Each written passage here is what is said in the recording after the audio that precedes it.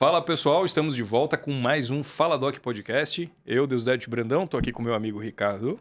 Tudo bem, pessoal? Boa tarde. Bom tê-los de novo aqui. É isso aí. E hoje nós temos uma convidada super especial. Hoje nós recebemos aqui a doutora Juliana Almeida, uma colega dermatologista de grandíssimo gabarito para falar para vocês. Obrigada. Eu agradeço aí o convite, Ricardo, do Brandão, participar do podcast. Estou bem lisonjeado e feliz de estar aqui com vocês. Que legal. Juliana, primeiro, obrigado mesmo pela visita. Conta um pouquinho aí para quem está nos assistindo, quem está nos ouvindo. Se apresenta, conta um pouquinho da sua formação. Tá. A gente conhece. Juliana é uma dermatologista super conhecida, nome aí bem respeitado no nosso meio médico. Em primeiro lugar, obrigado por, no meio de toda essa tua agenda conturbada, né, tirar esse tempo para conversar com a gente. Então, conta um pouquinho para a gente, se apresenta para quem está em casa conhecer um pouquinho desse histórico. Tá bom, obrigada aí pela apresentação. Eu sou Juliana Almeida, sou médica dermatologista. Eu fiz faculdade na Universidade Estadual de Campinas, que é a Unicamp, e a residência em dermatologia também na Unicamp, em Campinas, que eu moro lá. Eu tenho o título de especialista pela SBD, que é a Sociedade Brasileira de Dermatologia, e atualmente atuo na minha clínica, JK Dermatologia, lá em Campinas. E é um prazer estar aqui com vocês. Bacana. A gente fala de dermatologia, eu vejo duas especialidades na dermatologia. Vejo a dermatologia da área de patologias, né, doenças dermatológicas, e hoje a dermatologia crescendo muito com a parte de cosmiatria, né, de estética, de Sim. beleza. Como que se organiza isso dentro da prática do dermatologia? A gente vê mais hoje. A área de dermatologia, ela, em geral, as pessoas conhecem mais essas duas mesmo, mas ela é ampla. Ela tem também a cirurgia dermatológica, que a gente retira pequenos cânceres de pele, ou às vezes até maiores. A gente também tem a área de tricologia, que é o estudo dos cabelos, dos fios, dos anexos. A cosmiatria, que realmente são os procedimentos estéticos. E a dermatologia clínica, que são as doenças de pele, né? Que é a área maior. Em geral, a gente é mais comum, assim, você lidar com dermatologia clínica e a cosmiatria, que é a estética. No meu caso, eu vejo as duas coisas, mas ao longo da minha carreira aí, migrei mais para a cosmiatria mesmo, que é os procedimentos estéticos em relação a beleza, bem-estar e cuidado da pele. Entendi. Então, na verdade, ela é bem mais ampla, né, do que os Ampla, dois temas que eu sim, sim. falei. A gente tem pessoas, cirurgiões dermatológicos que só operam, cirurgia de Mohs, enfim, transplante capilar também é uma área que está crescendo bastante dentro da dermatologia, implante capilar, então é amplo. Você falou que atende também a parte de doenças dermatológicas, a Sim. dermatologia clínica, como você falou. Quais são as doenças principais, as áreas principais de atuação dentro da dermatologia clínica? Eu acho que tem muita acne, né? A acne é uma doença muito comum, não só na adolescência, pré-adolescência, mas também na idade adulta, tanto para homens como para as mulheres. A dermatite atópica, que é aquela doença, né, da pele que acontece tanto em crianças como também em adultos, que é aquela famosa, né, alergia que fica coçando, e forma aquelas lesões avermelhadas, é bem comum também. Rosácea, que é aquela parte que você tem um pouquinho, que você fica mais vermelhinho e fica com a pele irritada, geralmente em pacientes caucasianos, que são mais branquinhos. Câncer de pele é uma coisa super comum também, principalmente no Brasil. A gente tem uma incidência de raios UVA, UVB alto, então é muito comum. Para quem não sabe, tumor de pele é o tumor que é o câncer, né, mais comum, mais prevalente aí de todos os tumores de todos os tumores, que é o câncer de pele, então é bem comum. E eu acho que essas doenças são as mais prevalentes, assim, as mais comuns que a gente pega no consultório. A gente pega um grupo amplo, né, de Sim, crianças. sim. Porque a dermatite atópica ela é mais comum em crianças, ou não? Sim, ela é mais comum em criança, em geral melhora na adolescência, mas tem alguns azarados aí que mantêm a dermatite atópica também na idade adulta, e aí geralmente são pacientes atópicos, que tem rinite, bronquite, asma e a dermatite atópica Sei bem. junto. A gente tinha A gente sabe bem, a tríade dos atópicos. Sim, sim. Isso é uma coisa muito interessante, né? A gente tem uma interface muito grande, porque como otorrino, a gente sim. trata muito paciente com rinite alérgica e vê muito essa associação, né, da tríade do Sim. alérgico ali, do Sim. atópico, né? A rinite, a dermatite e a asma. E uma coisa muito interessante também, que às vezes a gente tinha uma interface legal com a dermatologia, eram os pacientes com doenças vésico-bolhosas, que às vezes tinham aquelas lesões de estomatite, Sim. bolhas, né, na cavidade oral, na boca dos pacientes. Bem e lembrado. tudo. Estomatologia também é uma área da dermatologia dermato que tem também. essa interface com a otorrino. Tanto que na residência médica a gente tinha um ambulatório junto. Os É, otorrinos e os dermatos junto. É, muito bem legal. lembrado. E passa as crianças, né? Atopia, temos os adolescentes, né? Com as A acne. acnes. É. E a acne é doença de adolescente mesmo? Não, não. A acne, ela, em geral, pelas alterações hormonais, né, durante a puberdade, a gente tem um aumento aí de incidência na puberdade, mas adultos também tem. Existe hoje digamos assim, uma epidemia, entre aspas, de acne da mulher adulta. Muitas mulheres com 30, 35, 40 anos com acne, mas é um padrão diferente do adolescente. O adolescente são aquelas pústulas, que são as bolinhas de pus, no rosto todo, né? Que fica aquele verdinho. A acne da mulher adulta, geralmente é no terço inferior da face, na região cervical, e é aquela espinha que você aperta, não sai nada, não sai pus, é bem dolorida e é muito estigmatizante, porque a mulher fica com cicatriz, mancha, e ela fala: Poxa vida, eu já tô com 30, 35 anos, já passei da adolescência e ainda tô com acne, ainda tenho espinhas no rosto, né? Tem uma causa aí? Você falou que tem Sim. aumentado, né? A gente nota, não se sabe ainda a causa, né? Mas tem uma relação. Algumas mulheres têm junto a síndrome do ovário policístico, que é uma doença, né? Uma condição aí que tem geralmente a ver com aumento de peso, tem uma irregularidade menstrual e junto também tem aí essa acne da mulher adulta, tem de certa forma um desbalanço hormonal. E existem mulheres que não têm esse desbalanço hormonal, mas por alguma questão do receptor da pele, o hormônio ele começa a agir estimulando o aumento da oleosidade, estimulando essa acne, e aí a gente começa a tratar também. Ah, é uma doença bem estigmatizante porque as mulheres ficam incomodadas, né? Mulher, assim, rosto, é bem importante ficar com a pele lisa, enfim. E a gente tá vendo bastante também a acne da mulher adulta. Tá Legal. tendo muito no consultório, mais do que adolescente. E o tratamento hoje para essa acne, ela costuma ser eficaz? É factível de conseguir bons resultados, Sim, controlar? sim. Como que é hoje a Em, base do em tratamento? geral, a gente escalona o tratamento, né? Porque hoje em dia todo mundo fala muito da isotretinoína, o nome comercial sem conflito de interesse algum, Roacutan. Todo mundo conhece, né? Medicação Todo mundo conhece como Uhum. Roacutan. Mas a primeira coisa para se fazer é um skincare, ou seja, os cremes, né? Usar o sabonete adequado para pele oleosa, um protetor solar adequado para pele oleosa e os ácidos à noite para fazer uma leve descamação e com isso ter um controle de oleosidade e em 90% das vezes a gente consegue ter o controle da acne com esse primeiro passo, digamos assim. Quando a acne é um pouco mais resistente, um grau 2, grau 3, a gente pode associar ao tratamento de skincare também algumas medicações orais que ainda não seja o Roacutan. Por exemplo, um antibiótico com uma dose baixa para uma ação anti-inflamatória, não de matar bactérias, né? Porque a gente sempre acha que antibiótico é somente para matar bactéria e não, a gente tem ação anti-inflamatória também. E a última possibilidade, digamos assim, seria realmente a isotretinoína, que tem um resultado bom. A isotretinoína, o Roacutan, né, popularmente conhecido, qual que é a função dele? Ele vai atrofiar a glândula sebácea. Para quem não sabe, na nossa pele a gente tem a glândula sebácea, que é a fábrica, entre aspas, do sebo, da oleosidade da pele. E nos pacientes que têm acne, um dos fatores é o aumento da produção desse sebo, o aumento da oleosidade. E com o uso do Roacutan, da isotretinoína, a gente tem uma atrofia, há uma diminuição dessa oleosidade, a diminuição da obstrução dos poros, né? E com isso a gente consegue aí ter um controle da acne. Isso é usado contínuo ou é usado por um período? Um período, até porque a isotretinoína a gente tem que fazer um controle bem rigoroso pelos riscos, né? Ele é uma medicação teratogênica, ou seja, se uma mulher eventualmente está grávida e usa essa medicação, ela pode causar uma malformação no bebê. Pode haver aumento de triglicérides, colesterol e alterações das enzimas hepáticas, afeta o fígado. Então, antes a gente tem que sempre checar os exames, né?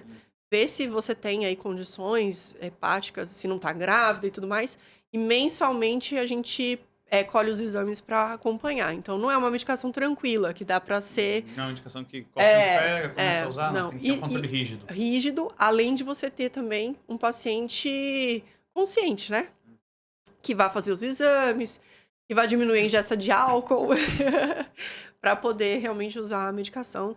Em geral, a gente usa uns 6 meses. 6 meses a 1 ano, no máximo. Eu já vi alguns casos de gente que usa em dose baixa, e aí usa contínuo. Sim. Né? Também... Tem algumas práticas, assim, que usam... Alguns dermatologistas passam essa isotretinoína numa dose baixa, por exemplo, 3 vezes na semana, 2 vezes na semana, para diminuir a oleosidade. Não porque a pessoa ela tem uma acne importante, mas para diminuir a oleosidade e ela ficar mais confortável. Entendi. Pode ser utilizada também para outras doenças, por exemplo, rosácea, para dermatite, mas isso é um pouco não tão usual.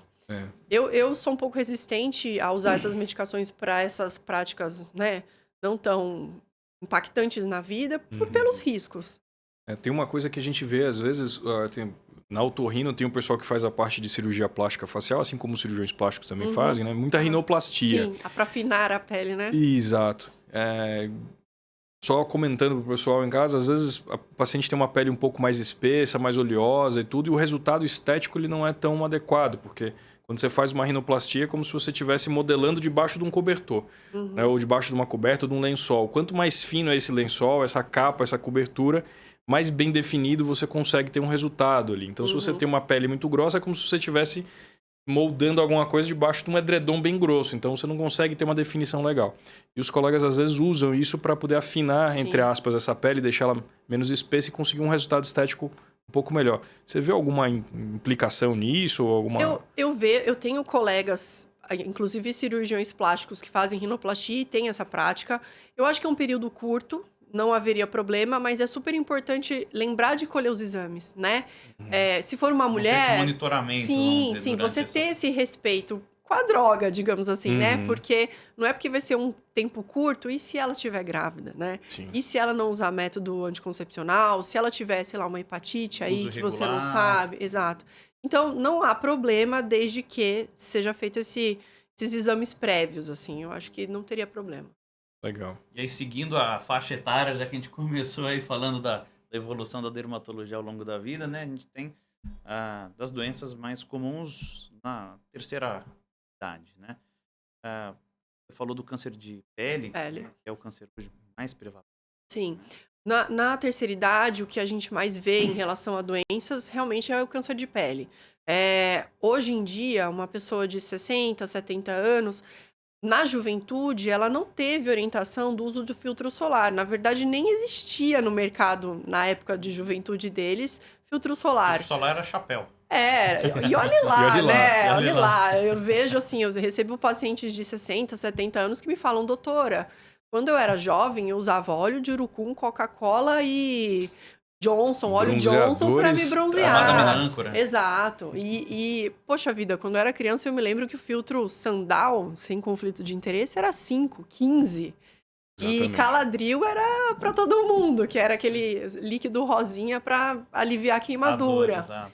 Então, a gente vê essa questão da preocupação com câncer de pele, a conscientização do uso do filtro solar diariamente agora, né? Então, esse paciente idoso que chega no meu consultório, em geral, ele tem aí uma predisposição, né? Uma chance maior de ter câncer de pele, principalmente aí, falando genericamente, né? A gente tem 3 tipos de câncer de pele mais comuns. Os mais comuns de todos são os carcinomas, carcinoma basocelular, que é o mais comum, o espinocelular e o melanoma. O carcinoma basocelular e o espinocelular são aqueles que têm relação realmente com exposição solar. Então, você vai ver mais na área da face, nos homens a gente vê bastante na orelha, na nuca, porque homem tem cabelo curto, nunca passa filtro aqui, eu duvido que vocês passem filtro aqui. E realmente... Filtro solar. Vou deixar. Eu devia ter deixado uns aqui para vocês. Então, são áreas mais comuns, né? De áreas fotoexpostas. Braços, pernas. Já o melanoma, ele, sim, com certeza, ele tem relação com exposição solar, mas a gente sabe também que tem uma tendência genética, né? Tanto que existem melanomas na nádega, Ninguém fica tomando tanto sol assim no bumbum, né? Na perna. Não, tem gente que toma, mas vou falar vamos falar média, né? pela média, assim. Na perna, coxa interna. Então, assim, a gente sabe que tem essa tendência genética também. E então, no consultório, terceira idade em geral, a gente vê muito câncer de pele e prurido senil, que é aquela pele mais xerótica, aquela pele mais seca, porque a pessoa envelhece, a pele também envelhece, ela não tem mais uma produção de oleosidade tão intensa e coça, a pele seca coça. Então a gente vê bastante coceira também, e é o prurido senil. Você falou da solar, a questão da pele. Existe algum estudo a longo prazo que conseguiu estimar o uso regular do protetor solar? Quanto ele reduz na incidência do câncer de pele? Olha, eu não sei esse número, assim, né, cristalino ao pé da letra, mas sim, existem vários estudos mostrando o benefício de se usar filtro solar regularmente para impedir o aparecimento de câncer de pele. Infelizmente, uns anos atrás, eles começaram a questionar o uso do filtro solar pela absorção cutânea de componentes tóxicos, enfim. Todas as sociedades de dermatologia brasileira, americana, se uniram, né, e mostraram que o benefício de você é muito superior ao teórico malefício que o filtro solar, né, o protetor solar tem durante essa absorção. Então, não há dúvidas, isso é realmente, todos os estudos mostram esse benefício. E a gente vê, né, no consultório, aquelas pessoas que se cuidam, têm realmente o hábito de usar o filtro solar, a chance de desenvolver um carcinoma, espinocelular, base celular, um melanoma é menor. Então, essa é a orientação que a gente sempre dá também para o paciente. E pelo outro lado, né, a gente falou da parte da dermatologia clínica. Hoje a gente vê muito falar, imagino que no consultório também deve ser o que mais movimenta, né? Mais gente no consultório buscando o aspecto estético, Sim. dermatologia. Né? Cosmiatria. Cosmiatria. E vem crescendo muito, né? Uma área Muito. que acho que de uma década para cá expandiu muito, né? Sim, o Brasil, assim, a cirurgia plástica, a dermatologia, querendo ou não, o Brasil ele é referência mundial, assim, a gente vê quando vou em congressos internacionais, é muito interessante. A gente tem muitos palestrantes brasileiros, tanto de plástica como de dermatologia, porque é uma demanda mesmo da nossa população, é cultural, né? Essa questão de preocupação com a estética da face. Nós, assim, o mercado brasileiro é super campeão em compra de produtos de skincare, junto com os Estados Unidos, as coreanas, as japonesas também. E isso eu percebi, né, e noto que houve um aumento ainda mais significativo durante a pandemia. Isso os mercados, as pessoas conversam com os colegas, isso a gente já viu também. Porque eu acredito, né, que com a pandemia houve uma reflexão, né? Aquele medo da doença, do Covid, uma preocupação com o self-care, né? O autocuidado, é uma coisa que ficou muito em voga. As pessoas ficavam em casa, não viajavam, não saíam, se viam muito nas câmeras, conferências, computador, reuniões. Como se fosse um espelho o dia inteiro, Sim, né? um Você espelho. tá trabalhando olhando pro espelho, Exatamente. Né? E teve uma onda realmente do autocuidado, da saúde, do health. E aí eu percebi que houve realmente essa migração, tanto no mercado de skincare como também do consultório. Eu vi uma busca bem importante de procedimentos estéticos pela pessoa ficar se olhando muito na câmera, né, no celular, em reuniões. E eu também percebi isso com os homens, porque antes você fazia reuniões físicas, né, presenciais, você falava com a pessoa e não se olhava. E aí, com essas reuniões online, essa autopercepção ficou muito maior.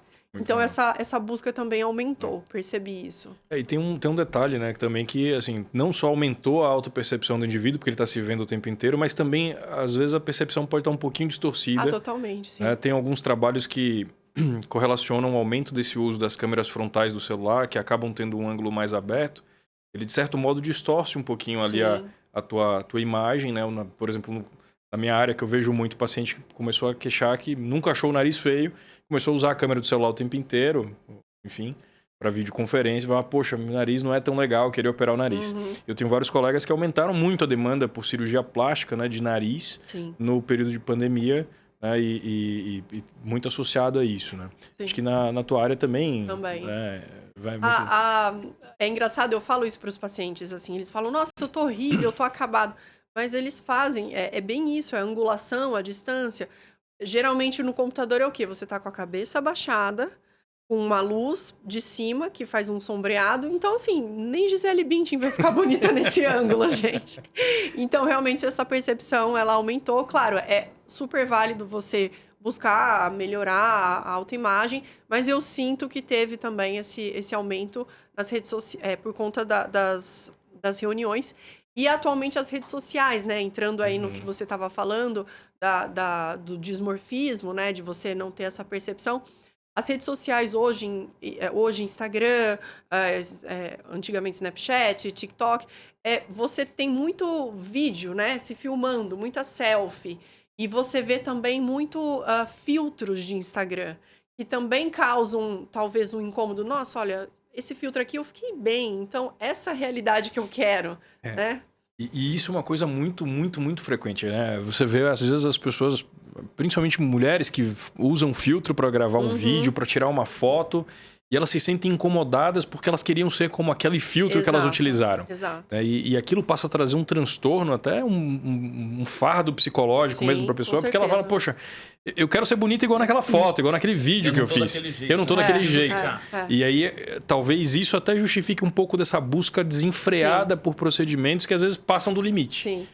Isso é muito interessante o que você está falando, porque eu sinto no consultório. Não foi uma, não foram duas, nem três, mas algumas pacientes, né, vão ao meu consultório, tiraram um print desse filtro e falaram, eu quero isso daqui.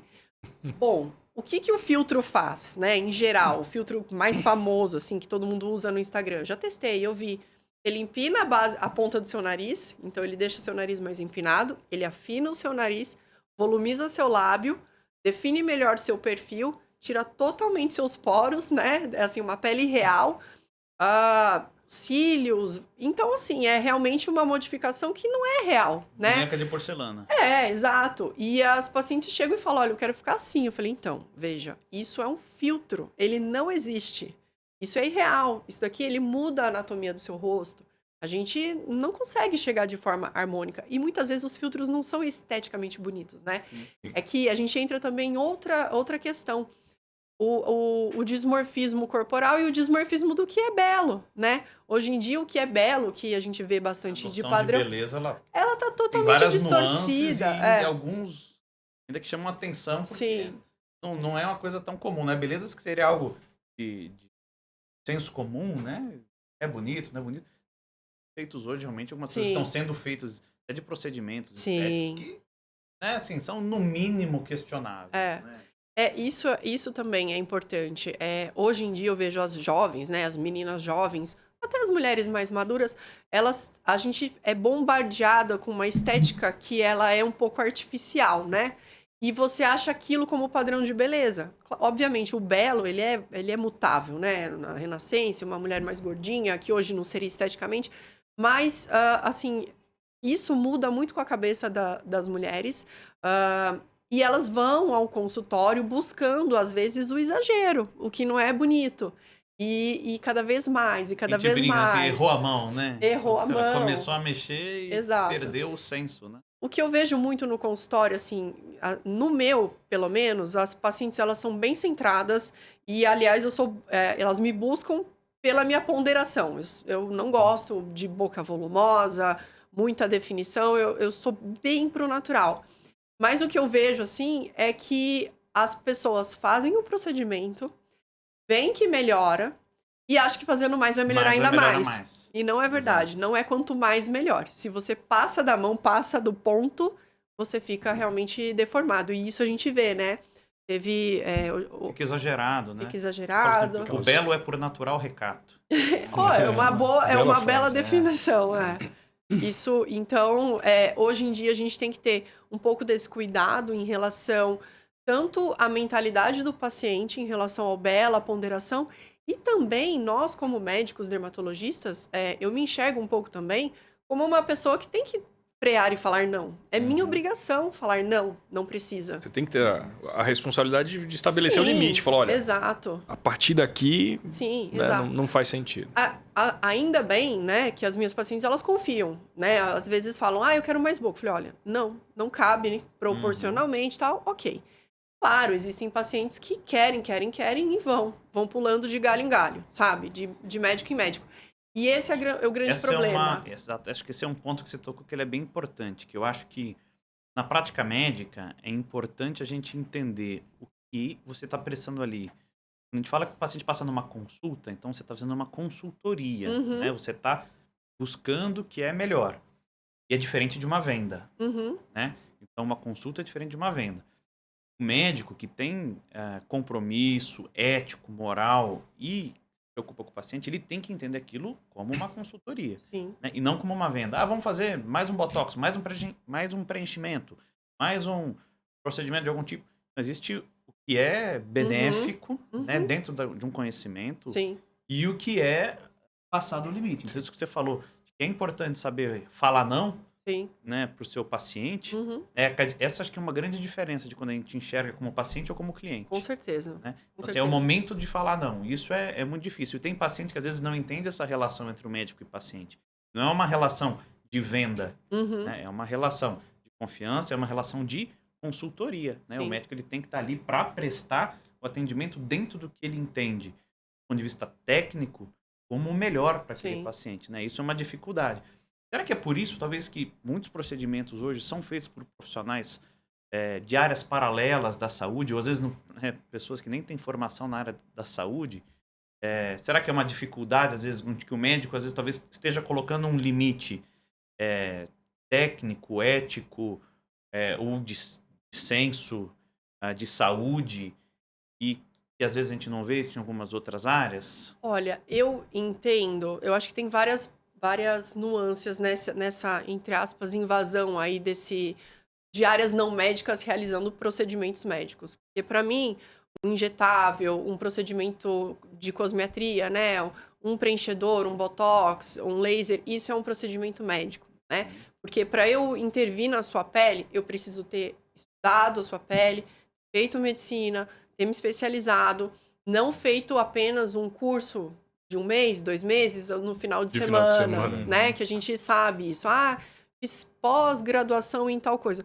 Poxa, a dermatologia, estudo da pele, a pele é complexa. Tem que saber as camadas, tem que saber manejar complicações.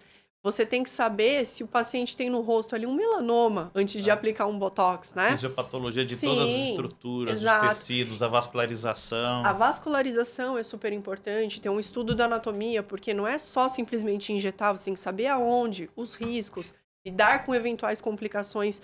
Então, é muito sério, eu encaro isso com uma seriedade muito grande, essa invasão.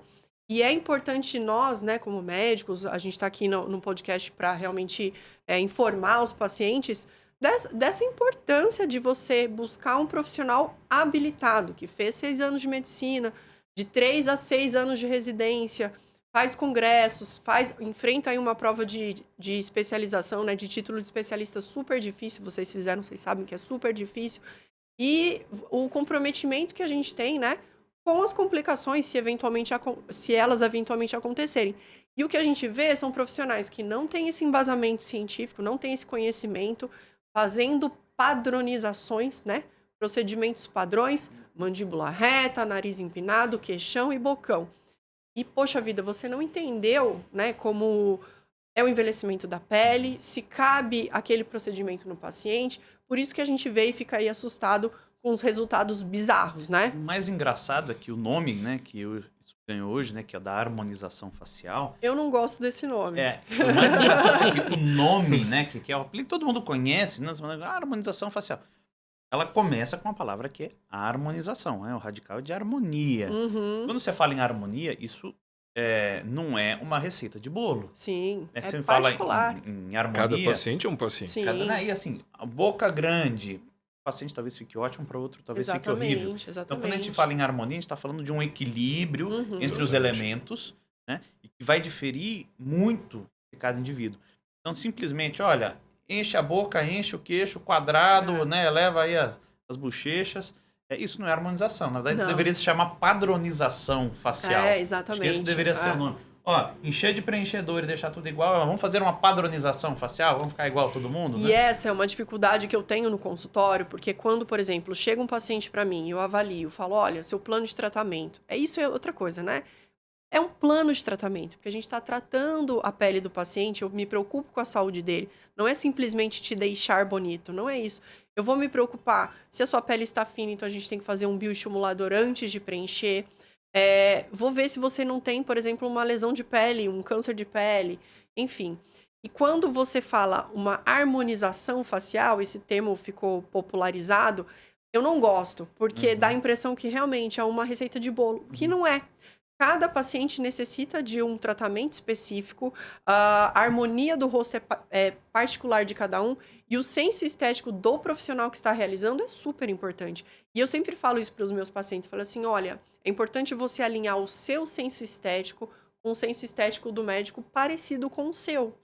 E essa é a importância de você ter essa preocupação realmente com a saúde da pele do paciente e fazer um trabalho bonito, harmônico. Eu tenho muita dificuldade no consultório porque eu falo, olha, você precisa de preenchedor. Ai, doutor, é harmonização facial? Falei, eu não gosto desse nome. O que a gente vai realizar são preenchimentos, né? Ácido hialurônico, mas não vai ficar do jeito que você vê. Então, que você percebe, né? Exato. Eu falo para paciente, falo assim, olha, existem pessoas que fazem e fica extremamente natural. Sim. Então, assim, ainda bem que dentro do consultório a gente tem ali, né, um portfólio de tratamentos de antes e depois, o paciente fica mais, né, tranquilo e seguro em fazer o procedimento, mas, assim, o que a gente vê por aí, né? Casos anedóticos. Aí a pessoa acha que ela vai ficar daquele jeito. E senta na minha cadeira, ai, não, preenchimento eu não quero porque eu vou ficar um balão, vou ficar igual o fulano. E não é assim. Então, é uma dificuldade, sabe, que a gente tem por conta desses maus profissionais, que muitas vezes nem são habilitados em fazer esse procedimento, porque acaba estigmatizando um procedimento que pode ser muito benéfico, né? Legal. Gostei do termo. A partir de hoje eu vou começar a chamar de padronização facial. Será que a gente deveria Vamos colocar isso como uma nova patentear, né? Padronização facial, né? Tem gente que chama de demonização facial também. Exatamente. E acho que você falou uma coisa interessante, né? É que, às vezes, quando existe uma indicação de um procedimento com toda a indicação correta, formal, um ajuste, né, um preenchimento ou algum tipo de tratamento semelhante, existe um estigma também do paciente que vê alguns casos que são, né, como eu falei, resultados anedóticos e fala, não, meu Deus, eu não quero isso para mim. Né? Então, assim, prejudica quem poderia se beneficiar de uma maneira clara e objetiva, porque existem casos que são feitos além da necessidade estrita. Sim. Até comentando já tocando nesse assunto aí de temas polêmicos, de harmonização e tudo mais. Agora, recente, a gente teve o caso que ficou bastante popular, conhecido, discutido, debatido, visto, compartilhado, do nosso querido Estênio Garcia, né? Um grande ator aí da nossa teledramaturgia. Sim. Fez agora recente um procedimento estético que gerou um certo debate, né? Acerca do até que ponto vai, qual a indicação, né? Como que é isso? Para rejuvenescer o rosto Eu, assim, pensando o que eu faria no rosto dele, né? Ele se não me engano, ele tem 91 anos, 91 não é isso? Exato. Ele tem 91 anos. Bom, a pele dele já está, né? Extremamente fina, é uma pele sem colágeno, né? E qual foi a ideia da pessoa que fez? Encher. Colocando um monte de ácido hialurônico e inflou o rosto dele. Se você pega a foto dele de antes e do como ele ficou, o diâmetro do rosto dele aumentou brutalmente. Me lembrou quando eu vi, né, o que a gente chama de face espletórica, né, que é aquela cara inchada, né, na tradução, num termo não médico, uma cara inchada, como que a gente vê às vezes quem tá usando muito corticoide, né, fica faces de lua cheia, né, então aquela cara grande, redonda, pele esticada, né, meio inchado, assim, às vezes a gente olha, dá até uma sensação estranha, né? A questão a gente chama, na dermatologia, chama pillow face, que é rosto de travesseiro, né, inchado, inflado, como você falou. A pessoa que fez o procedimento, ela nitidamente, assim, na minha opinião, ela não entendeu o processo de envelhecimento da pele. Porque ela acha que rejuvenescer é tirar rugas, tirar vincos, tirar as marcas. Por isso que ela encheu de ácido hialurônico para esticar, mas o resultado ficou horrível, né? Esteticamente ficou ruim. A gente tem que entender o processo de envelhecimento. Nunca a sua pretensão como médico dermatologista cosmiátrico é tirar totalmente as rugas de um homem de 91 anos. Isso, assim, é surreal, né? Se você for pensar. Você tem que pensar na qualidade de pele, engrossar com bioestimulador, talvez fazer tecnologia e sustentar alguns pontos estratégicos com o ácido hialurônico. Não que ele não tivesse indicação, né? Mas o objetivo ali foi totalmente errado, Da né? maneira como é feito. Eu acho que também existe uma questão de identidade, né? Às vezes você simplesmente injeta, vira outra pessoa, né? Assim, acho que Totalmente. talvez até pro próprio indivíduo se reconhecer Nossa, eu acho que ele naquele rosto novo. deve ter se assustado, ou pelo menos deveria, né? Porque ele mudou totalmente o rosto. Proporções do rosto, o diâmetro bizigomático, bigonial. Você vê também uma diminuição da abertura ocular, de tanto que foi da boca, inchado Exato. essa região e essa angulação. Um olho angulado, meio que de gato, isso é muito feminino. Num rosto masculino é totalmente... É bizarro, né? Você colocar traços femininos no rosto masculino quando você não deseja, né? E ele também tem uma maçã do rosto muito marcada, isso é muito feminino. Então, tudo isso gera uma estranheza, né? Sim. A gente não tem, as pessoas, né, o público em geral não tem exatamente por que ficou, não sabe dizer por que ficou Não estranho. consegue identificar, só olha e fala, tá esquisito. Sente uma Tá estranheza, estranho, mas é por isso, é pela Esse falta... negócio não era assim, né? Não era para ser assim. Exatamente. Sente totalmente essa estranheza, que são esses pontos de um procedimento mal feito, né? Mal estudado. A gente estava falando aí de alguns procedimentos, né? De preenchimento, botox e tal. Quais são os principais procedimentos na dermatologia estética, na cosmiatria? Tá? Os 3 mais, assim, que a gente mais faz, né? O primeiro, mais famoso, é o popularmente chamado Botox, né? Botox é uma marca. É a toxina botulínica, que é uma substância que a gente injeta na musculatura da pele para diminuir, relaxar a musculatura e diminuir as rugas de expressão. Então, são aquelas rugas que quando você levanta a testa, ela vinca, faz o bravo vinca aqui no meio, pezinho de galinha. O Botox ele serve para isso, para relaxar a musculatura e diminuir as rugas. Ele não preenche. Não, vou pôr Botox na boca e vai ficar com a boca grande. Não. Com a boca flácida. Não, isso. Você vai ficar com a boca torta. Entendi. O Botox serve para isso. A gente tem também outras utilidades da toxina botulínica, por exemplo, para pacientes que têm espasmos musculares, neurológicos, cefaleia, enfim.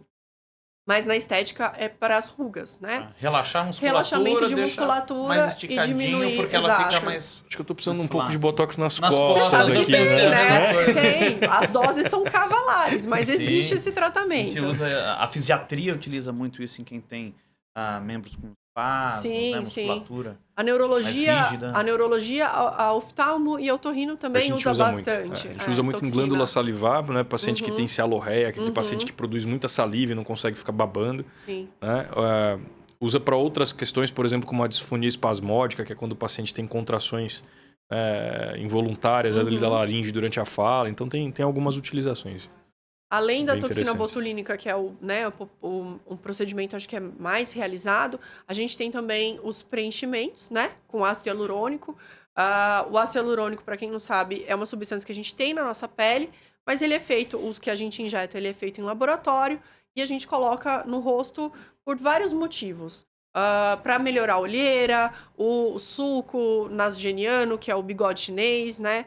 Para fazer estruturação, melhorar o contorno do rosto, muitas vezes projetar um pouco o mento daquela pessoa que é retrognata. Tem também a opção de você fazer lifting, entre aspas, né? Lifting facial com o uso do ácido hialurônico para fazer esses pontos de sustentação e estruturação. Isso é definitivo ou é transitório? Não. O ácido hialurônico, ele é o padrão ouro de preenchimento facial justamente por ele ser reabsorvível, né? Você tem aí a segurança dele ao longo dos anos, 1 ano e meio, 2 anos em média, ele é degradado. No local tem um estímulo de colágeno e a gente também tem, entre aspas, o antídoto, né? Se numa eventual injeção você pega um vaso, uma artéria, enfim, você pode colocar a hialuronidase e ela é dissolvida. Por isso que é tão mais indicado usar ácido hialurônico, realmente porque você tem um antídoto. Antigamente se usava outros produtos, como o PMMA, que infelizmente ainda tem gente que usa. Para quem não sabe, o PMMA é um plástico, né? Que as pessoas... um cimento, né? É um plástico. Ele não é reabsorvível, ele inclusive se espalha e ele não tem antídoto. Não dá para retirar, Não, né? cirurgicamente é difícil. Vira uma... Eu vejo muito... Entrou na moda um procedimento que é a tal da bioplastia, geralmente realizado... De glúteo, né? Por profissionais Não médicos, ou médicos que não são da área de estética, né? Que não são dermatologistas, não são cirurgiões plásticos. Uhum. A gente viu bastante isso, né? De pessoas que se dizem especialistas em bioplastia, né? Designados por eles mesmos. Né? Exato. Então... E hoje é muito perigoso isso, né? Porque falam, eu já ouvi de paciente, nossa, mas fulano é doutor tal. Tá, mas qual CRM? Não tem. Qual não tem registro? Exatamente. Ah, mas ele tem vejo tantos muito seguidores. isso no Instagram. Tem tantos seguidores no Instagram, gente. Hoje em dia, né? O número de seguidor não quer dizer que você é uma autoridade, nem tem capacitação. Isso é muito perigoso, né? E o terceiro procedimento, que hoje em dia está bem em voga, né? E é o que eu gosto muito de fazer, são os bioestimuladores de colágeno, que são substâncias injetáveis também. A gente tem duas principais, o ácido polilático e a hidroxapatita de cálcio, que são o quê? Substâncias que não vão te preencher, mas elas vão pegar e estimular as suas células, os fibroblastos, a produzirem mais colágeno. Então, elas cuidam da saúde da sua pele, elas engrossam a pele, estimulam o colágeno de forma natural. Não volumizam, melhoram a qualidade da pele, a funcionalidade, o viço. Gosto muito, assim, é um dos procedimentos que eu... A gente usa hidroxapatita na cirurgia de coluna, É mesmo? sabia? Não sabia. Quando a gente faz artrodese, a ponte óssea, né? A gente remove um disco, a ponte óssea que é feita entre uma vértebra e outra, ela precisa de um meio de condução. Uhum. Né? Então a gente utiliza a hidroxapatita para condução dos osteoblastos, né? Uma vértebra e outra, para fazer essa ponte óssea que é a artrodese, vai gerar a artrodese, que é a estabilização. Nossa, eu não sabia disso. É a hidroxapatita que a gente utiliza. Ai, Mas é específica de vocês, assim, é uma... Exato, é um enxerto ósseo, né? Mas é hidroxapatita pura, seja em grânulos, que é as mais antigas. Existem mais modernas em gel ou nanogel, que são nanopartículas de hidroxapatita. O nosso é em gel. E a gente dilui, dependendo da área que você vai aplicar, você dilui mais ou menos. Eu tinha ideia que utilizava isso na estética. Hidroxapatita de cálcio. Por isso que as colunas estão ficando mais bonitas, estão estimulando a colágeno na coluna. Estão rejuvenescendo. Exato. Pô, daqui a pouco vai ter gente postando o selfie da coluna aí, ó. A coluna tá bacana aí. Vamos fazer um botox na coluna. Na coluna também. Ricardo, você já tem um nicho agora. A estética da coluna. Estética da coluna. E esses procedimentos, assim, aí me falam, né? Ai, doutora Ju, o que eu faço? O que é que eu faço? Qual é o procedimento para me deixar jovem? E eu sempre explico, né, que na verdade é um conjunto de procedimentos que a gente faz, muitas vezes as pessoas precisam associar, né? E associar os procedimentos, então você vai bioestimular a sua pele com o bioestimulador para engrossar, deixar a pele com viço melhor. E esse bioestimulador que é uma substância, é um preenchedor? É uma substância.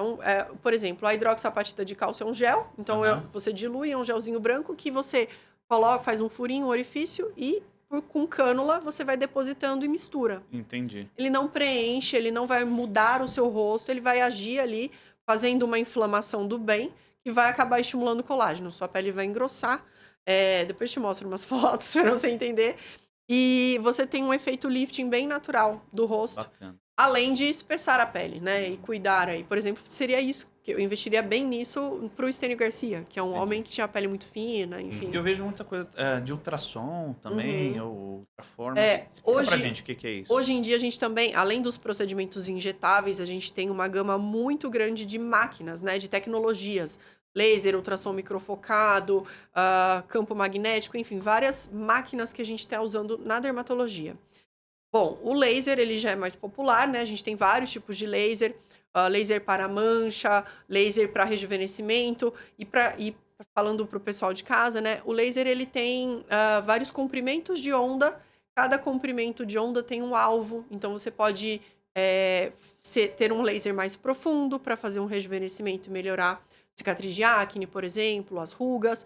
Você pode ter um laser mais superficial, que pega mais pigmento e trata as manchas. Você pode ter um laser intermediário que pega os vasos para tratar a vermelhidão, enfim, é uma gama enorme. O ultrassom que você me falou é o ultrassom microfocado e macrofocado. Popularmente, né, assim, existem várias marcas, tem o Ultraformer, MPT, Ultera, Liftera, são esses nomes aí bem comuns na mídia. São máquinas de ultrassom que eles pegam as ondas de ultrassom e concentram em pontos lá na profundidade da pele. E vão aquecer essa profundidade da pele, gerar uma contração, gerar um estímulo de colágeno e um efeito lifting do rosto. Então, é uma forma não invasiva, né? Você não injeta, você não coloca nada dentro do rosto para realmente tratar a pele e fazer esse lifting facial. Eu gosto de usar, melhorar a qualidade da pele, fazer o lifting facial, e eu gosto muito de associar, né? Usar um bioestimulador de colágeno, associar também com Ultraformer. Eu gosto sempre de ir somando procedimentos e com isso a São gente vai ter mecanismos de ação diferentes, distintos, exato. mas que buscam o mesmo resultado. Isso, em camadas diferentes. Sim. E se assim, potencializam, imaginando um com resultado certeza. estético final. Com certeza. Eu sempre falo isso para o paciente, né? Ai, doutora Ju, qual é o melhor procedimento? Não existe o melhor, mas a associação que vai te beneficiar mais. Aí que tá também, a gente tem que partir do ponto de plano de tratamento individualizado. Às vezes, um Ultraformer para você não é o melhor para você. Por isso, é tão importante a gente ter realmente a avaliação do médico, né? Dermatologista, enfim, de um médico que realmente entenda o processo de envelhecimento da pele, entenda como aquelas tecnologias e como os procedimentos vão impactar no paciente. E se vão ser realmente benéficos. E o ultrassom, ele faz isso. Eu gosto muito, eu tenho na clínica o Ultraformer MPT, gosto muito dos resultados.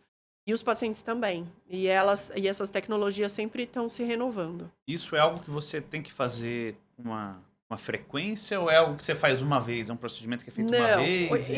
Em geral, 1 a 2 vezes ao ano, o bioestimulador de colágeno. 1 a 2 vezes ao ano, o Ultraformer. A toxina 2 vezes ao ano, 2 a 3. E o preenchedor, que é o ácido hialurônico, eu faço em média a cada 1 ano e meio, 2 anos. E se houver necessidade, porque existem pessoas, eu vejo, né, que dura mais, que ele não é degradado aí em 1 ano e meio, 2 anos. Tudo é particularizado, mas em geral essas são as médias dos tempos aí que a gente faz.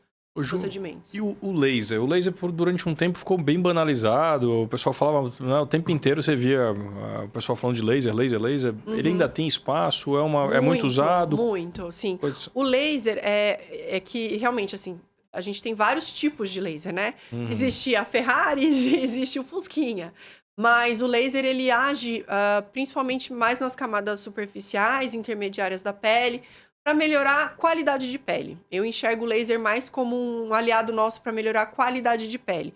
Existem hoje lasers mais tecnológicos que vão na profundidade, que também prometem um efeito lifting, uma melhora da sustentação do rosto, mas eu ainda acredito que o laser ele é mais nessa questão das manchas, né? Dos poros abertos, das manchas, e tem um leque muito grande. É que começaram a aparecer outras máquinas e ela ficou meio esquecida, mas ainda assim é um ótimo recurso que a gente usa muito no consultório. Perfeito. Essa parte de depilação a laser também... Ainda tem. Uma coisa que a gente vê muito mulher fazendo, mas, por exemplo, para barba, para homem, tem muitos colegas que eu conheço que já fizeram. Sim.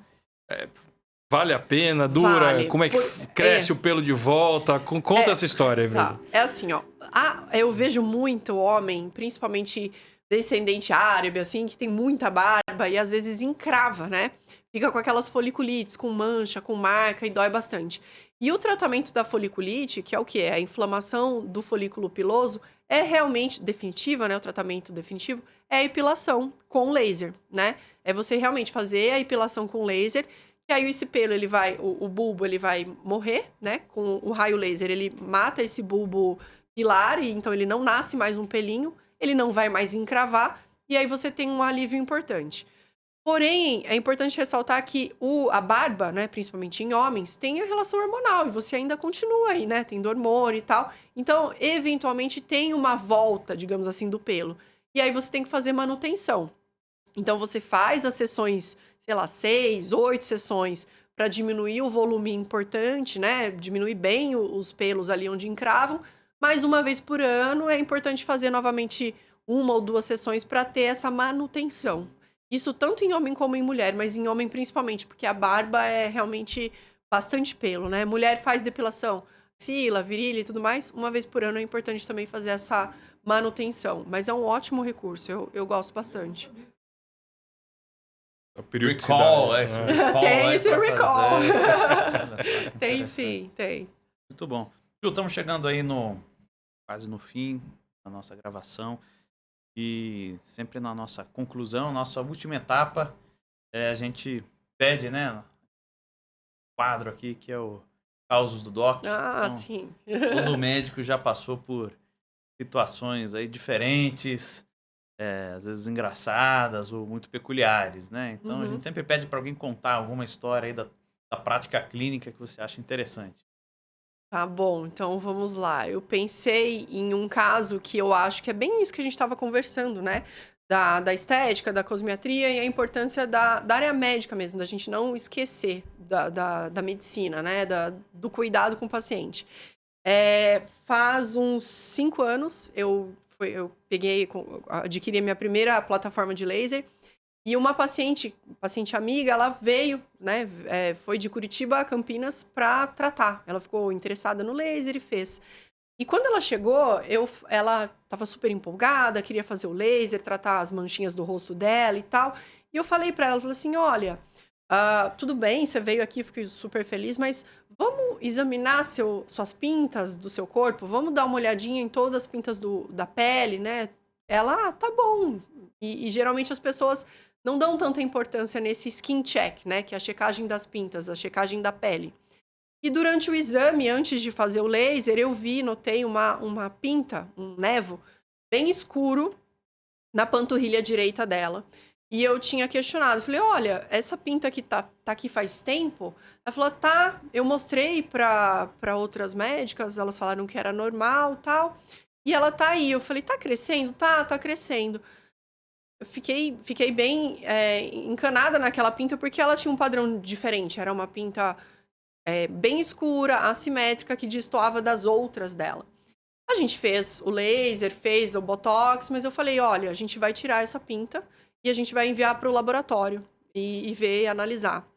E, para minha surpresa, 2 dias depois, a patologista, né, que é a médica que avalia essas Faz a lesões, biópsia, que faz né? a biópsia, ela me ligou e falou assim, doutora Ju, aquela biópsia da paciente que você me mandou, ela viu um melanoma.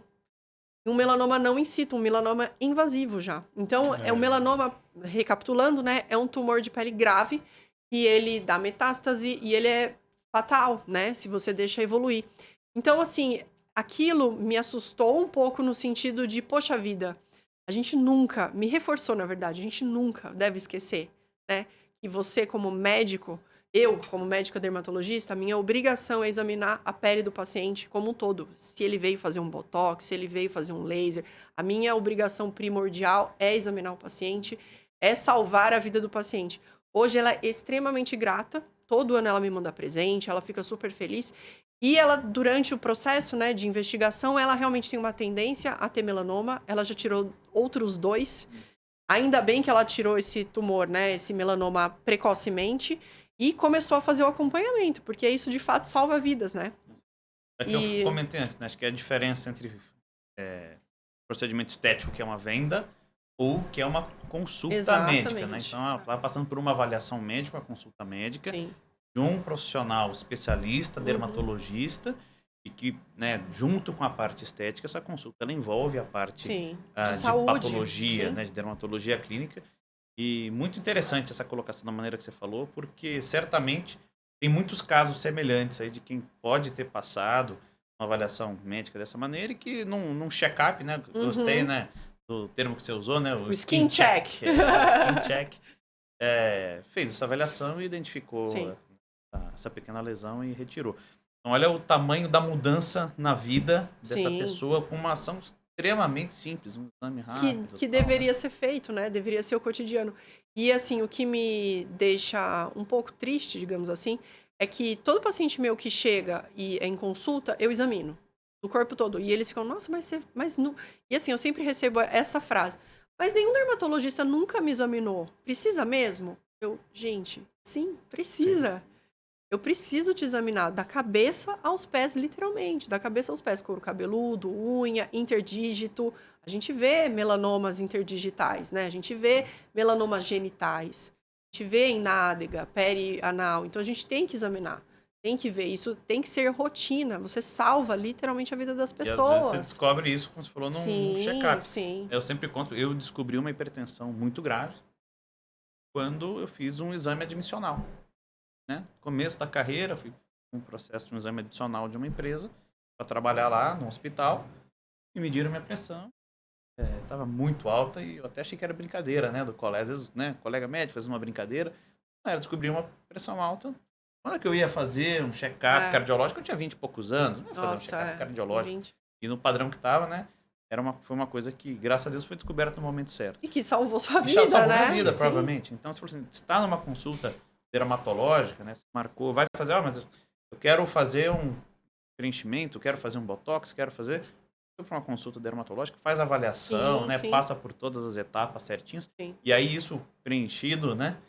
Eliminado aí da reta, aí você exatamente. vai para estética. Vamos focar na Sim. estética, então Exato. garantida a tua saúde, né? Isso eu acho essencial, assim, primordial. E esse caso foi bem emblemático para mim, porque eu falei, poxa, é isso, né? É esse o caminho, é isso que deve ser feito. E ela é super grata, e eu fico muito feliz por ter feito esse diagnóstico, né? Por ter ajudado. Poxa, ela é mãe de 2 filhos, né? Eu me coloco no lugar dela. Se eu tivesse um melanoma e não tivesse tido Então, diagnóstico... um caso emblemático até para você, como médica, Sim. né? De reforçar a importância. Sim, Olha sim. como foi a importância isso Sim. de que eu estou fazendo. E eu devo continuar, né? Devo E você continuar. tem que estimular outros colegas também a fazerem isso. E eu fico muito... Isso foi uma coisa que me marcou muito, assim. Muito mesmo. E eu Legal. fico feliz de ter ajudado. E por último, sempre, né? Quem vem aqui no nosso podcast, a gente deixa uma lembrancinha, Que legal, né? que linda. Uma bolsinha da clínica, né? A gente grava o nosso podcast aqui da Clínica Raise. Então, uma lembrancinha da clínica, uma bolsinha de academia. Obrigada, linda a bolsinha, é super útil, eu uso muito na academia, obrigada aí, É isso. Fico muito feliz pelo convite, lisonjeada, foi um prazer, ficamos 1 hora aí falando pra mim, pareceu que foi 10 minutos, exato. não sei pra vocês, e fico muito feliz pela iniciativa, pelo convite, e parabenizar vocês pela iniciativa mesmo de informar, de chamar os profissionais para ajudar a esclarecer diversas áreas aí da saúde. Muito legal. Ju, foi espetacular. O tempo passou realmente muito rápido, passou voando, né? Foi um prazer imenso. Muito obrigado por ter vindo. A gente Aprendemos muito. Aprendemos muito, sem dúvida. E espero que todos em casa também tenham aprendido bastante aqui hoje. E a gente sabe a vida corrida, ainda mais você que é super requisitada. Muito obrigado por disponibilizar esse tempo pra gente. E é isso. Então, nós vamos ficando por aqui com mais um Fala Doc Podcast. Que acompanhou até agora. E se você ainda não está inscrito no canal, não se esqueça de se inscrever. Clica aqui no curtiu se você gostou e compartilha com todo mundo para que mais pessoas possam ter acesso a esse conteúdo e aprender também com a doutora Juliana. Obrigado, Ju. Semana que vem temos um novo episódio. Então, fiquem atentos que vamos ter novidades semana que vem, mais um médico, mais informação para vocês. Obrigado pela presença de todo mundo que nos acompanha. Semana que vem estamos aqui novamente. Tchau, tchau.